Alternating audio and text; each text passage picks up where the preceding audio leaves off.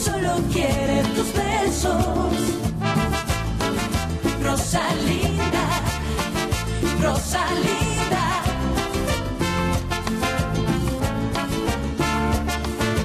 Rosalinda, ay amor. Akala ko hindi pa siya nagmahal noon, pero mali ako. Inoobserbahan ko siya. Marami akong nakakatrabahong babae kaya marami akong alam sa kanila. Isipin nyo na lang po, senyor. Sa kalsada, palagi siyang nagtatanong sa mga taong dumadaan kung nakita raw ba nilang nawawala niyang anak. Pwede nating sabihin hindi naman nakilala ni Rosalinda ang anak niya. Ibibigay niya ang lahat, makita lang ulit si Erica. Nakuha niya na ang gusto niya. Titira siya sa apartment kasama si Fernando Jose. Pero kahit anong gawin niya, hindi niya makukuha si Fernando Jose.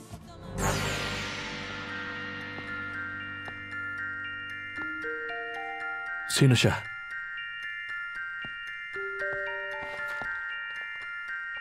Kilala mo ba siya? Hindi. Hindi ko siya kilala.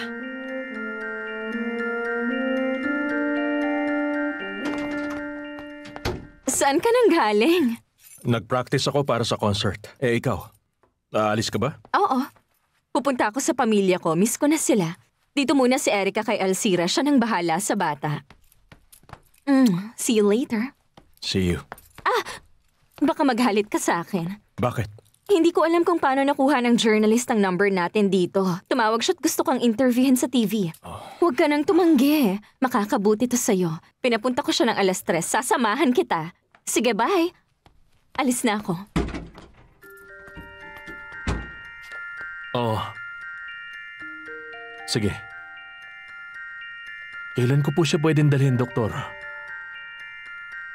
Ayos, sige po. Makakapunta kami. Magandang araw. Kumain ba siya? Opo, inubos niya lahat. Hindi siya mapili sa pagkain. Malakas siyang kumain pero hindi naman siya tumataba. Natutulog na po siya ngayon.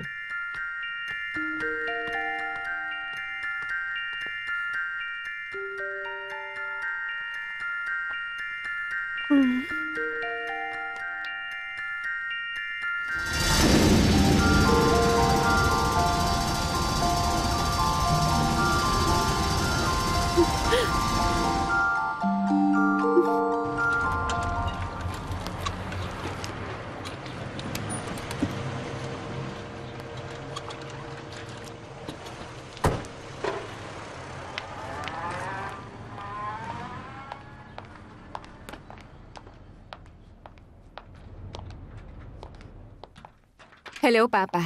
Sa wakas, dumalaw ka rin. Lagi lang akong busy. Nagpunta ako rito para pag-usapan ng isang mahalagang bagay tungkol kay Fernando Jose.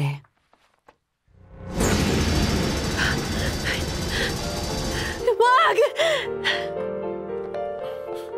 Yung babae po yun, senyor. Ako nasa ko rito. Ako nang titingin sa kanya. Hindi! Hindi! Wag! Hindi! Hindi! Hindi! Ano nangyari? Hindi! Ano problema? Ba't ka sumisigaw? Yung sunog! Yung sunog! Yung apoy! Ang laki ng apoy! Nasunog ang lahat! Nasunog na! Nasunog na! Wala na! Wala nang natira! Hindi! Huminahon ka. Maayos ang lahat. Wala namang apoy. Sigurado akong panaginip lang yun. Baka binabangungot ka lang. Pakiusap, tulungan mo ako. Nakikiusap ako. Tulungan mo ako. Parang awa mo na. Tulungan mo ako. Gusto kitang tulungan. Ginagawa ko naman ang lahat para tulungan ka. Huwag ka na matakot. Hindi ka nag-iisa. Nandito lang ako. Huwag ka matakot. Hindi kita iiwan. Hindi pwedeng tumunganga na lang tayo sa nangyayari. Kailangan may gawin tayo. Magkaisa tayong tulungan si Fernando Jose na tuluyan ang kalimutan si Rosalinda. Natural lang na mapag-usapan pa rin natin siya. Bakit gusto niyo siyang makitang nahihirapan?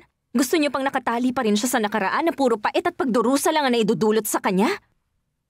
Hindi, Fedra. Siyempre, ayoko rin nun. Matagal na pong patay si Rosalinda. Dapat ang isipin natin ngayon. Baka makulob ang damit? Dapat dyan, anti-kulob sa Surf Sun Fresh Powder. Maingat ako. Pero susulidad ang mama ni Rosalinda. Ako nang bahala kay tita. Pero kailangan niyo pong kumbinsihin si Lucy.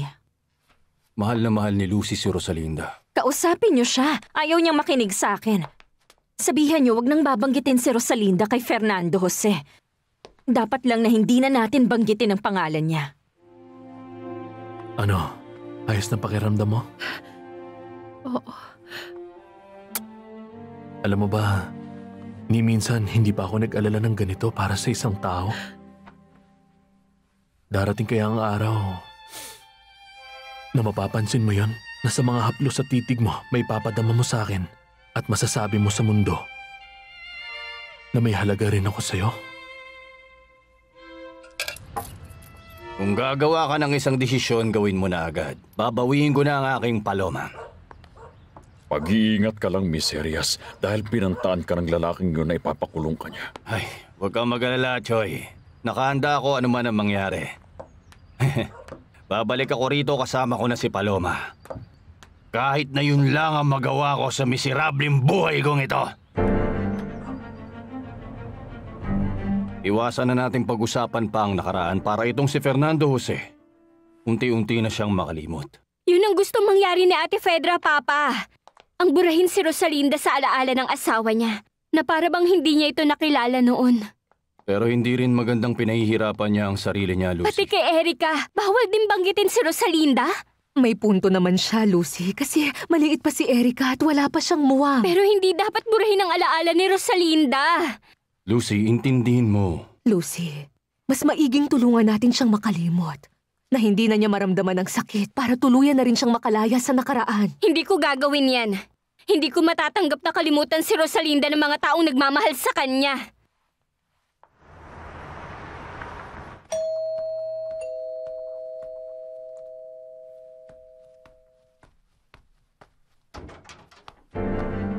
Ay, ikaw pala, Oo, Lucy. ako nga. Sa tingin ko hindi mo gustong dinadalaw kita.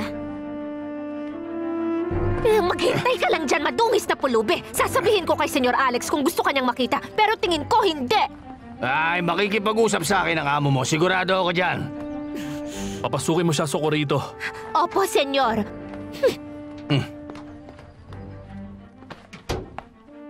Anong kailangan mo? Una sa lahat, gusto kong sabihin sa'yo na wala akong balak manggulo. Desperado lang talaga ako. At sana'y maawa ka sa matandang pulubing gaya ko. Namimiss ko na talaga si Paloma. Mula nung kinuha mo siya, hindi na ako makatulog. Siya lang ang meron ako sa buhay ko. Mahal ko siya. Mahal ko si Paloma ng buong puso ko. Ano bang dahilan at nandito Ang kapal ka? naman ang mukha mo, Ate Fedra. Ginawa mong lahat para mapasayo si Fernando Jose. At para makuha ang gusto mo, pinilit mong ilibing ang alaala ni Rosalinda. Nakabaon na sa lupa ang katawan niya. Ba't pa natin siya bubuhayin sa isipan natin? Lumaki ka na, inakala mong kapatid mo siya. Paano mo nagawang agawin sa kanya pagmamahal ng asawa niya? Wala na siya, Lucy. Matagal nang patay si Rosalinda. Kaya ka nakipaghiwalay kay Anibal dahil dyan para mapasayo si Fernando Jose. Makinig ka, pakialamera. Nandito ka para sabihin ang lahat kay Fernando Jose. Ibubunyag ko ang katotohanan. Lucy, huwag ka makialam dito. Nalaman niya ang katotohanan. Sasabihin ko sa kanya pinaplano mo. Sasabihin ko sa kanya na isa lang itong patibong. Anong nangyayari? Bakit kayo nagtatalo? Dahil... Bukan, Lucy. Huwag mo siyang pigilan, Fedra. Rosalinda, Rosalinda.